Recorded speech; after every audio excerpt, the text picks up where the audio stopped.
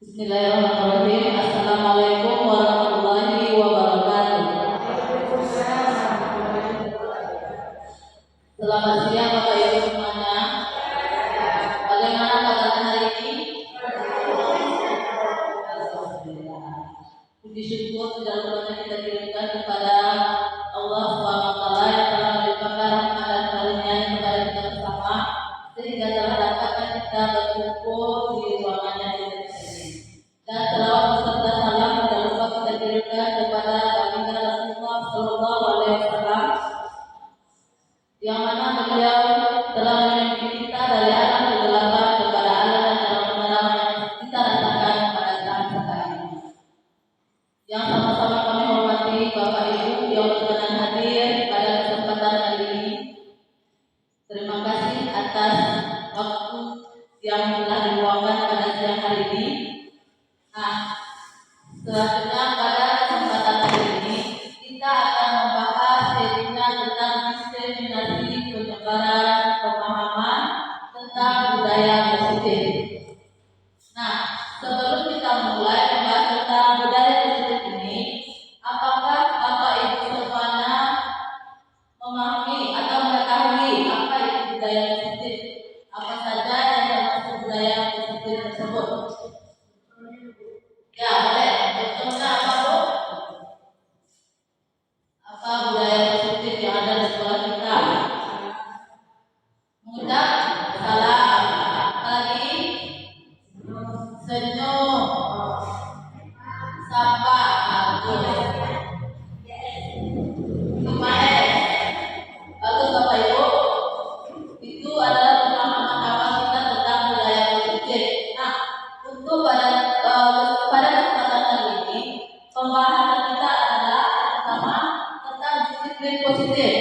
Yang kedua, dibagikan kebutuhan dasar manusia, motivasi perilaku manusia, posisi kontrol tubuh, keyakinan jelas, dan segitiga restitusi.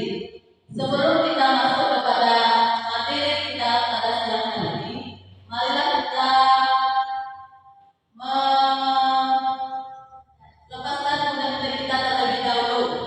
Karena dilihat Bapak Ibu mungkin agak takut mana, ya kan? Nah, sekarang dimohonkan kepada Bapak Ibu untuk berdiri semuanya.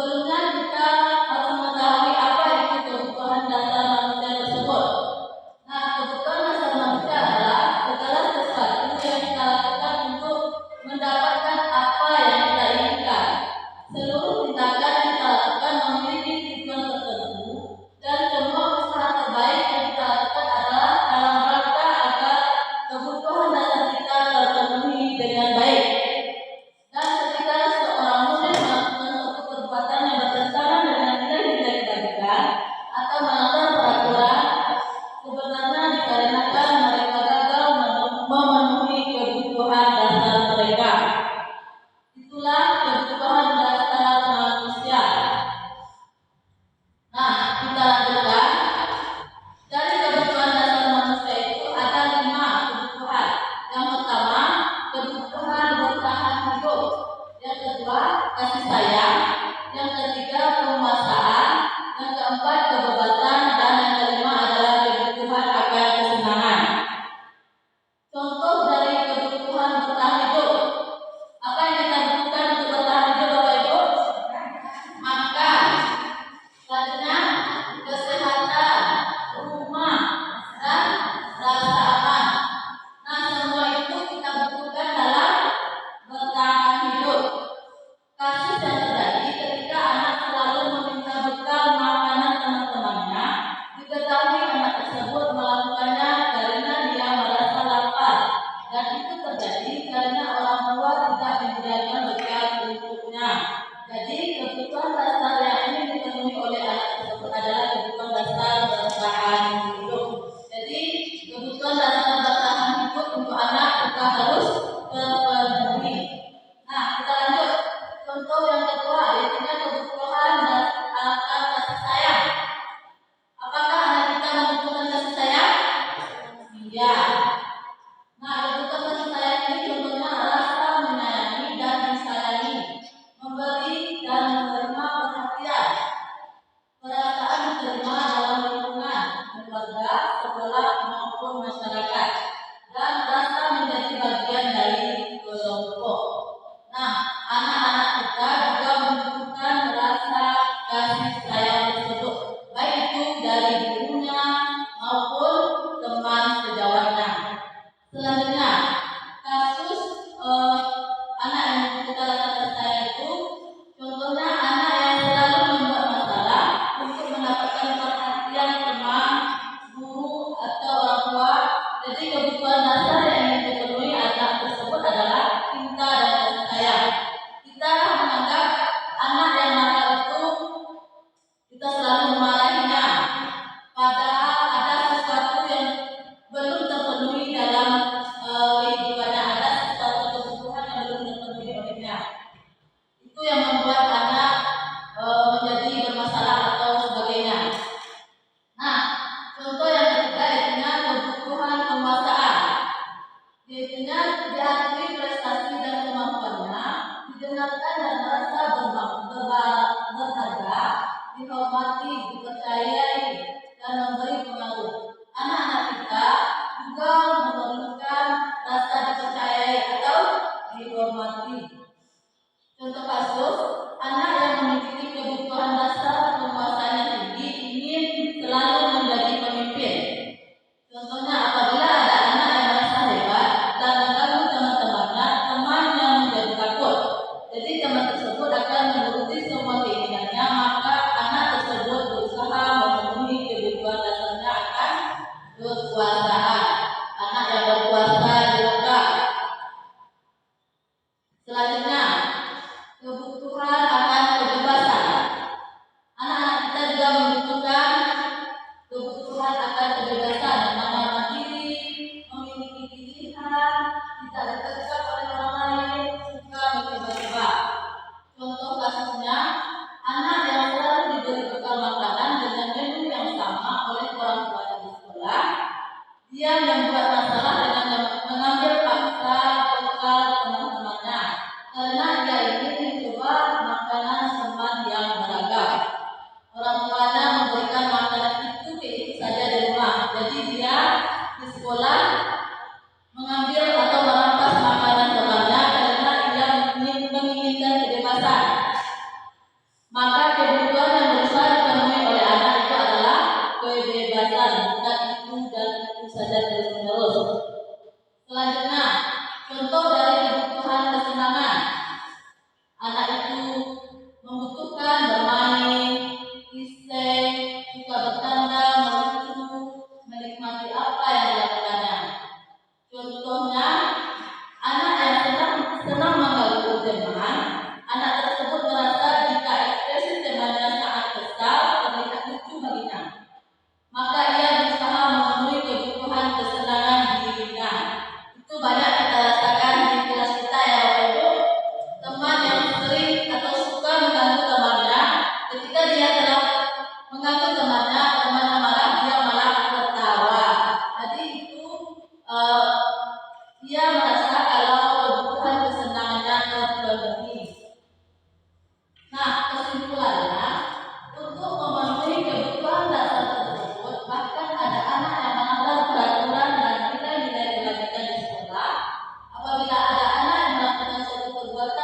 bertentangan dengan dijanjikan. Hal itu karena mereka gagal dalam memenuhi kebutuhan dasar mereka. Maka sebagai guru kita harus tahu kebutuhan dasar murid-murid kita sehingga dapat kita ketahui kebutuhan mana yang berusaha dipenuhi ketika murid melakukan sesuatu perilaku.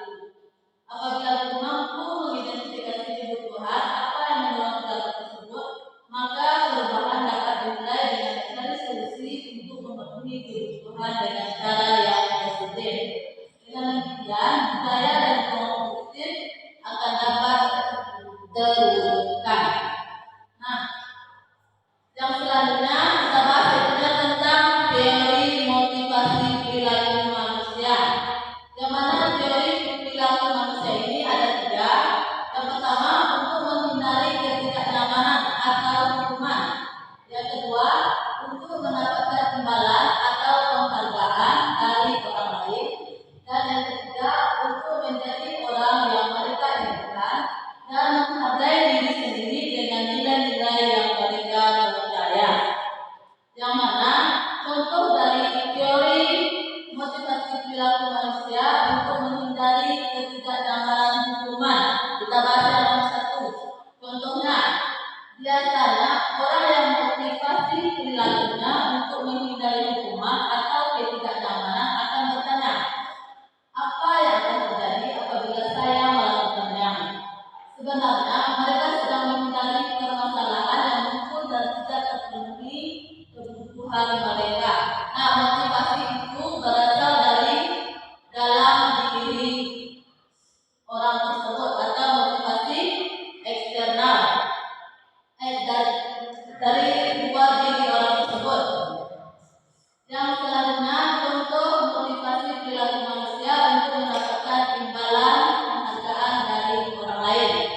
Yang mana contohnya, biasanya orang yang motivasi perilakunya untuk mendapatkan imbalan atau penghargaan dari orang lain akan bertanya, apa yang akan saya dapatkan apabila saya melakukannya? Sebenarnya mereka melakukan itu bertujuan untuk mendapatkan pujian dari orang lain, hadiah dan pengakuan atau imbalan. Nah, yang ketiga, contoh dari motivasi perilaku untuk menjadi orang yang mereka inginkan dan menghargai diri sendiri dengan nilai yang mereka percaya. Contohnya, biasanya orang yang motivasi perilakunya untuk menjadi orang yang mereka inginkan dan menghargai diri sendiri dengan nilai yang mereka percaya akan bertanya, akan menjadi orang yang seperti apa saya bila melakukannya? Sebenarnya mereka melakukan itu karena mereka ingin menjadi orang yang melakukan nilai-nilai yang mereka yakini tersebut. Nah, itu berasal dari dalam diri orang tersebut. Selanjutnya kita masuk kepada adanya hukuman, konsekuensi dan restitusi. Nah, kita bahas satu persatu. Yang pertama, hukuman. Hukuman merupakan sesuatu yang tidak terencana atau tiba-tiba.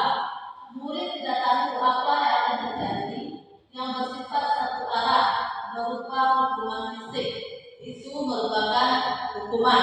Selanjutnya, konsekuensi, yang mana konsekuensi tersebut sesuatu yang terencana dan disepakati murid tetapi dibuat merasa tidak nyaman. Setiap selalu memonitor murid, itu merupakan konsekuensi. Kalau hukuman langsung, kalau anak bersalah langsung hukum, itu merupakan hukuman. Kalau konsekuensi, ketika anak bersalah tetapi sebenarnya tidak ada aturan yang telah berlaku, jadi kita menghukumnya itu karena telah melanggar aturan tersebut, itu merupakan konsekuensi. Dan yang ketiga adanya restitusi. Restitusi ini merupakan proses menciptakan kondisi bagi murid untuk dapat memperbaiki kesalahan. Proses kolaborasi yang mengajarkan murid untuk mencari solusi. Di mana di restitusi ini kita menemukan anak yang bermasalah dan kita minta anak tersebut untuk mencari solusi dari masalah tersebut. Apa yang harus dilakukan selanjutnya? itu yang merupakan restitusi. Nah, itu perbedaan antara hukuman, konsekuensi, dan restitusi. Apakah Bapak Ibu memahami ketika hukuman, konsekuensi, dan restitusi itu perbedaannya?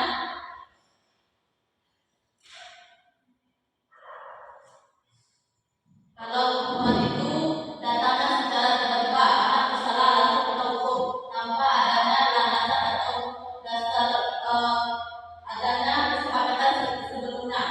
Tapi kalau konsekuensi adanya anak bersalah dan anak dihukum tapi sesuai dengan kesepakatan sebelumnya. Sedangkan dari restitusi kita berkolaborasi dengan anak mencarikan dari permasalahan yang dilakukannya apa solusi yang sebaiknya dilakukan. Nah, selanjutnya kalau hukuman itu merupakan identitas gagal, membuat anak itu gagal, sedangkan identitas sukses, konsekuensi dan restitusi itu merupakan termasuk kepada identitas dan sukses. Selanjutnya contoh dari hukuman. Mencatat 100 kali di dalam buku kalimat saya tidak akan terlambat lagi karena terlambat ke sekolah. Lari mengelilingi lapangan basket 2 kali karena terlambat hadir di sekolah. Nah, itu merupakan hukuman karena kita tidak mengadakan kesepakatan sebelumnya dengan anak kan? Tapi itu tiba-tiba muncul ide dari kita untuk memberikan hukuman kepada anak. Nah, yang selanjutnya konsekuensi. Contoh dari konsekuensi adalah mengganti buku tema yang telah dicoret. Kan konsekuensi dari buku tema yang telah dicoret harusnya dia akan menggantinya. Selanjutnya membersihkan tumpahan air di meja karena tersenggol pada saat belajar. Selanjutnya restitusi. Nah, untuk restitusi ini ada 9 ciri-ciri restitusi. Yang pertama, restitusi itu bukan untuk menebus kesalahan, namun untuk belajar dari kesalahan. Yang kedua, memperbaiki hubungan. Yang ketiga, tawaran bukan paksaan. Kita menawarkan apa solusi terbaik dari permasalahan tersebut kepada anak. Yang keempat, restitusi menuntut untuk melihat ke dalam diri. Selanjutnya, restitusi mencari kebutuhan dasar yang mendasari tindakan. Restitusi diri adalah cara yang paling baik. Restitusi fokus pada karakter bukan tindakan. Restitusi fokus pada solusi. Restitusi mengembalikan murid yang berbuat salah pada kelompoknya. Yang mana pada restitusi ini kita tidak membuat murid itu merasa bersalah, tetapi dari masalah atau kesalahan yang dilakukannya itu kita membuat murid itu untuk mencarikan solusi yang terbaiknya. Nah, untuk hukuman, konsekuensi dan restitusi sudah bisa Bapak Ibu memahaminya. Nah, kita lanjutkan kepada 5 posisi kontrol. Yang mana 5 posisi kontrol? Yang pertama, menghukum, membuat merasa bersalah sebagai teman, memantau dan manajer. Kita akan bahas satu persatu. Nah, yang pertama, contoh menerapkan posisi kontrol. Yang pertama sebagai penghukum, terlambat lagi. Contoh kata-katanya yang Bapak Ibu, terlambat lagi, pasti terlambat lagi, selalu datang terlambat. Dengan nada yang keras kita menghadik murid-murid kita. Itu contoh dari penghukum. Yang kedua, membuat merasa bersalah. Contohnya, berapa kali Bapak Ibu harus memberitahu kamu selalu mengecewakan Ibu. Jika kamu berperilaku seperti itu, nanti Ibu yang kena marah oleh kepala sekolah. Masih dengan nada yang rendah, dengan kita membuat peserta didik kita itu merasa bersalah dengan keterlambatannya. Selanjutnya sebagai teman. Contohnya, ayo dong ikuti aturan, tolong bantu Ibu ya, sekali lagi ya, sudah tidak apa-apa. Kita bersikap sebagai teman kepada peserta kita. Yang selanjutnya sebagai pemantau. Nah, ketika kita sebagai pemantau, contoh tindakannya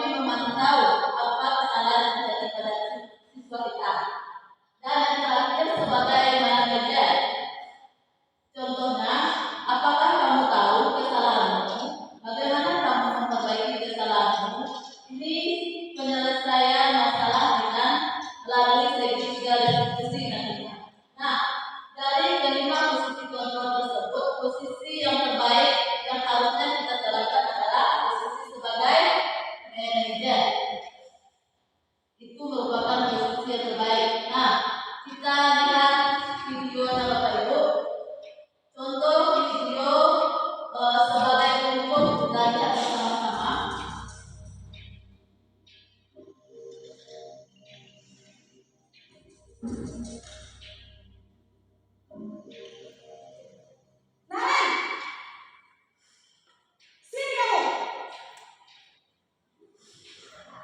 pagi, Bu. Selalu terlambat. Kamu deh, pasti terlambat. Maaf, Bu. Saya Apa? Apa coba? Alasan kamu apa lagi? Kapan sih kamu tidak terlambat? Malas sekali ya kamu jadi anak. saya Dasar pemalas. Kapok-kapok sih kamu. Sudah berapa kali terlambat? Sana, kamu keliling lapangan basket 2 kali. kenapa saya harus beli lapangan basket, Bu? Kenapa? Kamu malah ibu. Berani-beraninya jawab. Sudah terlambat, masih berani jawab enggak? Sekarang, keliling lapangan basket 5 kali sekalian. Biar kapok. Cepat. Pergi sana ke lapangan basket. Nah, itu contoh sebagai hukum. Apakah kita selama ini bersikap seperti itu di sekolah kita, Bapak Ibu? Mungkin ada sekali-sekali yang tidak terkontrol oleh kita. Nah, selanjutnya membuat rasa bersalah. Kita lihat bersama-sama contohnya.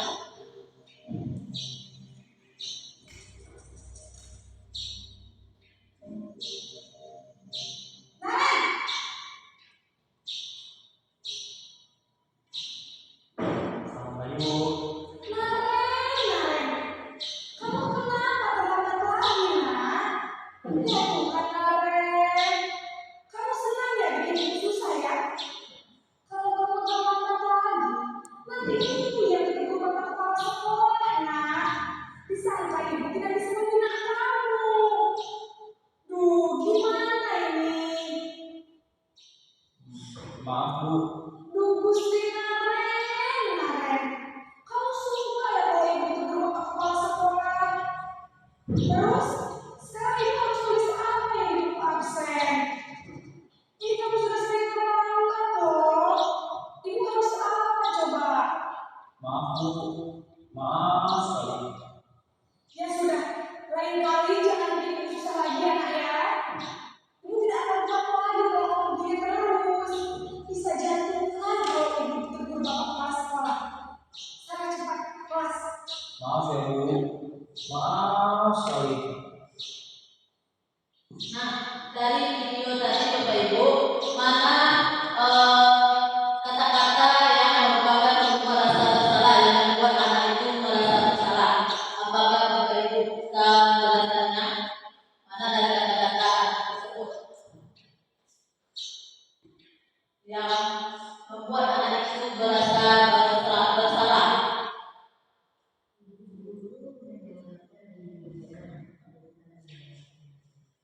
Ibu guru menekankan dirinya bukan menyalahkan anak. Ya, kata lagi Ibu. Karena keterlambatan Naren, kalau Naren ini terlambat terus, nanti ibunya yang dimarahi oleh kepala sekolahnya. Jadi ibu guru ini membuat si anak itu merasa bersalah. Kalau Naren selalu terlambat, ibu nanti yang dimarahi oleh kepala sekolah. Itu kata ibunya kan? Ya, berarti ibu tersebut membuat si anak membuat rasa bersalah, sehingga anak itu merasa bersalah. Kalau dia terlambat terus, tidak datang ke waktu, nanti ibunya yang dimarahi oleh kepala sekolah. Nah, kita lanjut kepada video selanjutnya tentang posisi sebagai teman.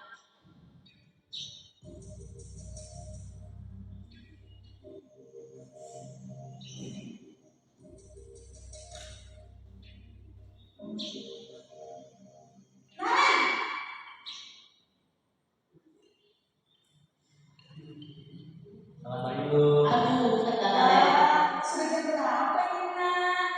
Terlambat lagi ya sayang. Iya, Bu. Habis ibu saya udah membangunkan saya, Bu. Kamu malah menyalahkan ibu kamu. Kamu bukannya anak yang paling kencang. Kok terlambat sih? Iya, Bu. Saya memang bangun tadi. Jadi biarpun saya lari kencang, tetap gak kejar Bu. Ya sudah sana, nanti lain kali larinya lebih kencang lagi ya, biar gak terlambat lagi. Bikin seneng ibu, demi ibu. Bisa kan? Bisa lah Bu. Ya sudah sana di sekolah, ibu beresin urusan absen kamu. Kamu ini ada-ada saja. Nah, itu guru berposisi sebagai teman. Nah, di situ berbeda bahasanya kepada muridnya sebagai teman yang agar murid tersebut tidak melakukan kesalahan atau terlambat untuk besoknya. Nah, yang selanjutnya kita lihat video selanjutnya, guru sebagai pemantau. Coba kita perhatikan sama-sama. Ya, kita mulai lagi.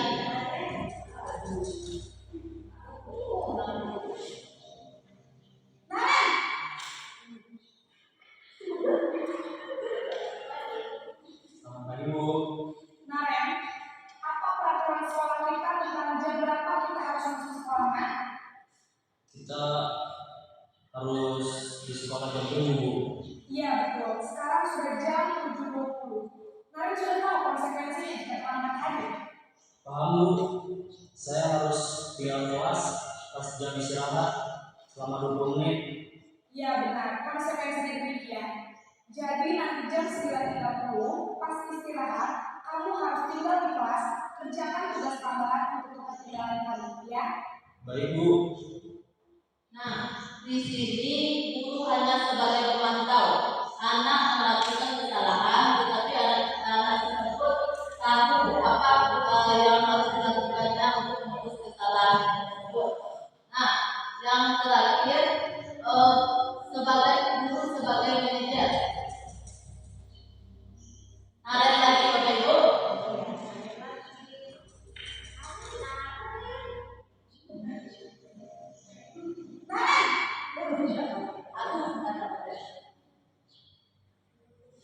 Selamat pagi Bu. Selamat pagi Karen. Maaf Bu, saya terlambat. Iya, sekolah masuknya jam 7, sekarang sudah jam 7.20. Jadi sekarang bagaimana ya Karen? Maaf Bu, saya lupa alarm saya semalam. Baiklah, menurut kamu, keyakinan sekolah yang mana yang perlu kamu tingkatkan? Menghargai diri sendiri dan orang lain mungkin ya Bu.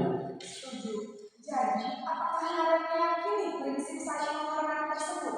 Iya Bu, saya meyakininya. Apakah kalian bersedia memperbaiki masalah keterlambatan ini? Bersedia Bu. Bagaimana kalau kalian memperbaiki masalah keterlambatan ini? Saya akan coba untuk tidak lupa mengenal alarm saya Bu. Baik, kalau kalian mempunyai alarm di rumah, ada orang yang kira-kira bisa bantu mengingatkan tidak? Ada Bu, kakak saya, Kak Emma. Ada lagi selain KM? Selain Kak Emma, ada ibu saya. Baik, jadi yang mengingatkan kalian adalah Kak Emma dan ibu kamu ya. Kira-kira akan mulai set alarm kapan kalian? Setelah pulang sekolah, akan segera saya lakukan. Baik, jadi kalian akan setel alarm untuk bangun besok pagi dan akan diingatkan oleh kakak dan ibu dan kalian ya. Ada lagi yang mungkin perlu dilakukan kalian agar tidak terlambat bangun lagi. Tidak ada Bu. Baik kalian, terima kasih untuk kerjasama kamu. Sekarang kamu kembali ke kelas untuk belajar. Baik Bu, terima kasih. Nah, itu Bapak Ibu, guru dalam posisi sebagai manajer. Nah, dari kelima tadi ada posisi sebagai pemukul, sebagai teman, membuat rasa bersalah, pemantau, manajer. Mana posisi kita seharusnya Bapak Ibu? Apa Bu?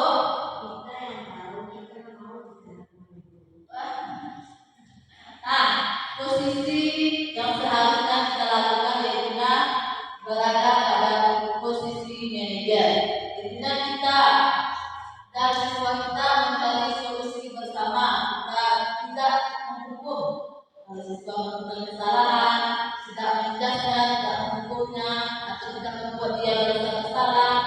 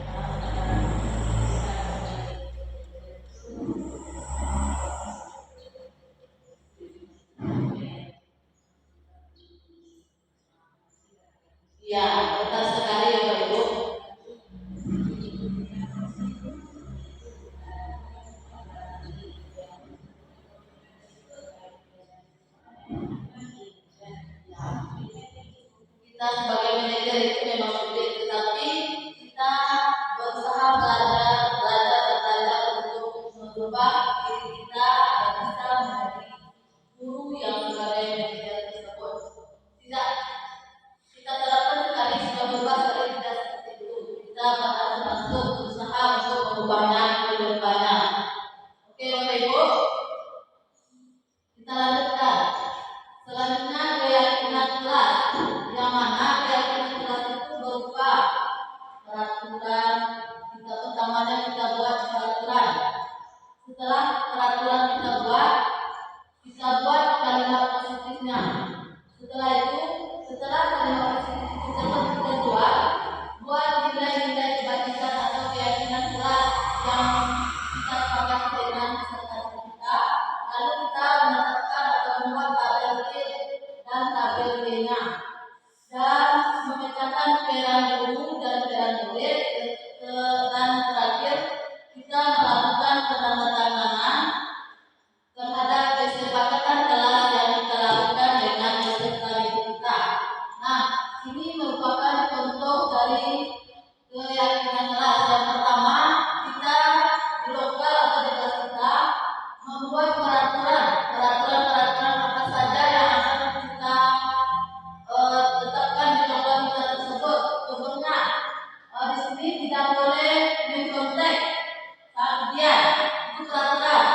Selanjutnya tidak berebut berbicara, itu merupakan peraturan. Nah, dari peraturan tersebut kita ubah kata-kata dalam peraturan itu ke dalam kalimat positif, yang mana di peraturan tersebut kata-kata tidak itu merupakan kalimat negatif. Jadi kita ubah kepada kalimat yang positif, yang mana tidak boleh berkontek kita ubah kepada ujian dengan jujur. Kan kalimat positif yang keluar itu Bapak Ibu. Selanjutnya tidak berebut dalam berbicara, kita ubah kalimat positifnya kepada berbicara bergantian. Nah, setelah kita dapatkan kalimat positif, kita petakan tentunya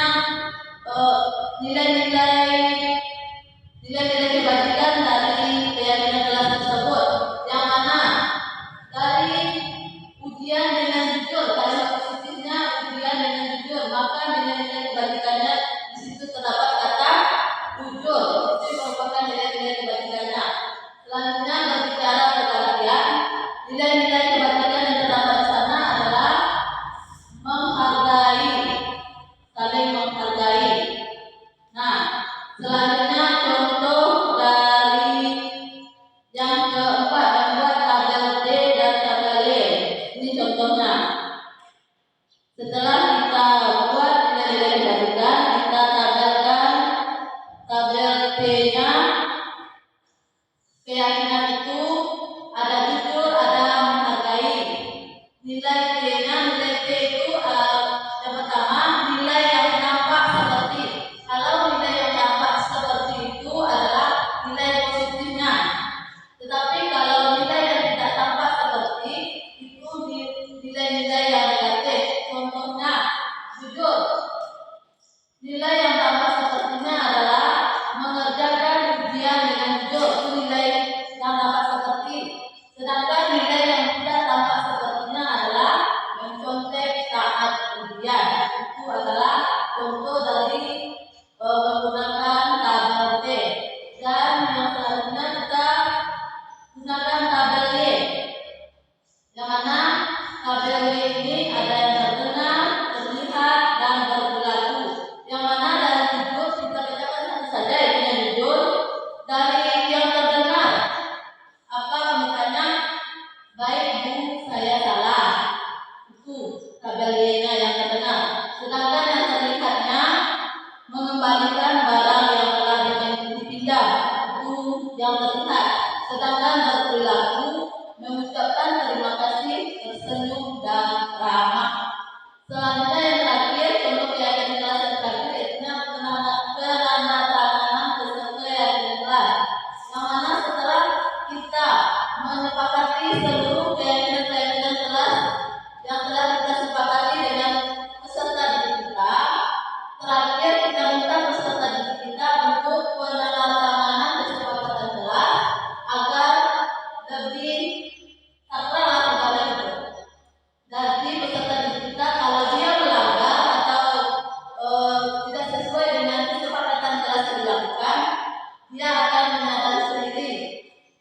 dahulu dialah yang membuat kesepakatan dalam itu bersama-sama.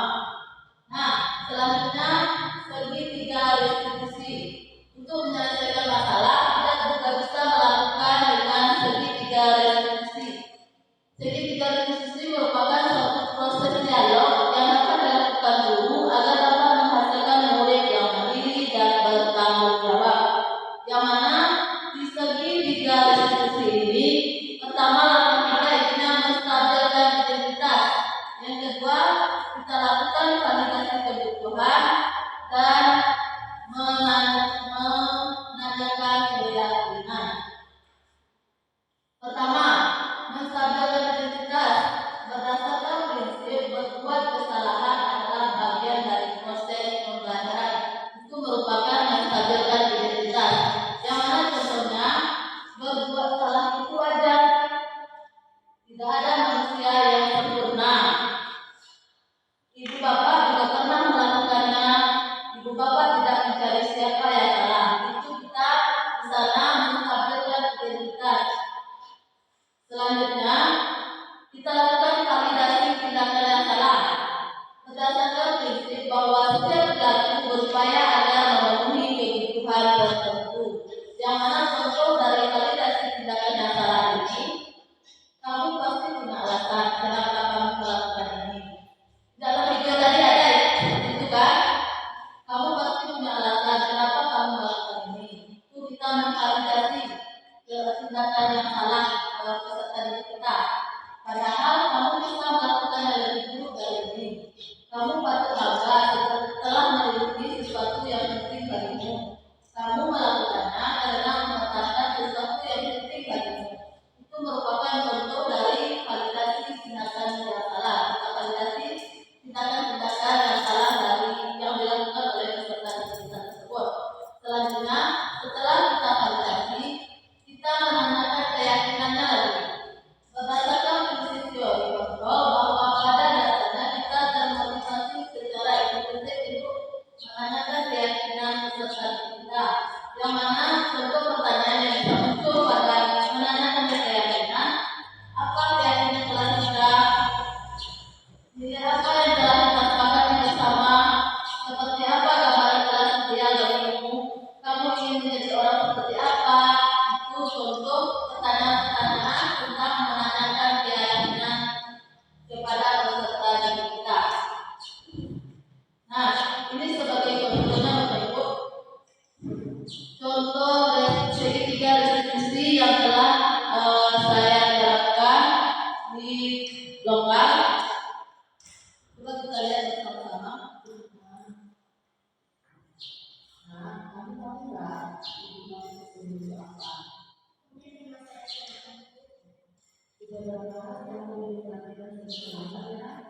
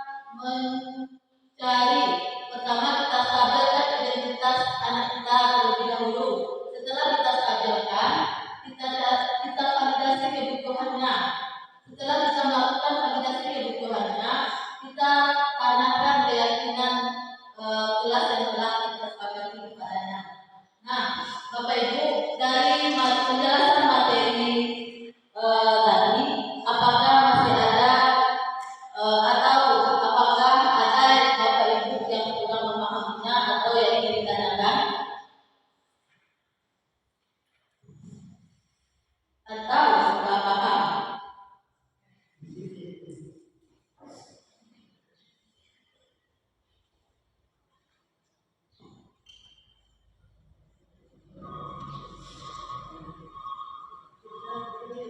Sudah paham Bapak Ibu?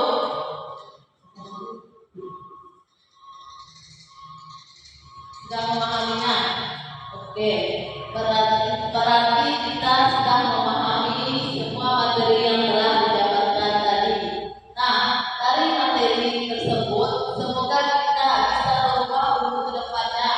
Mana yang perlu kita perbaiki, mana yang perlu kita terapkan untuk kedepannya di kelas kita, mana yang harus kita ubah untuk pembelajaran yang tujuannya untuk meningkatkan pembelajaran sesuai profil pelajar Pancasila. Nah, ibu-ibu semuanya, mungkin itu penjelasan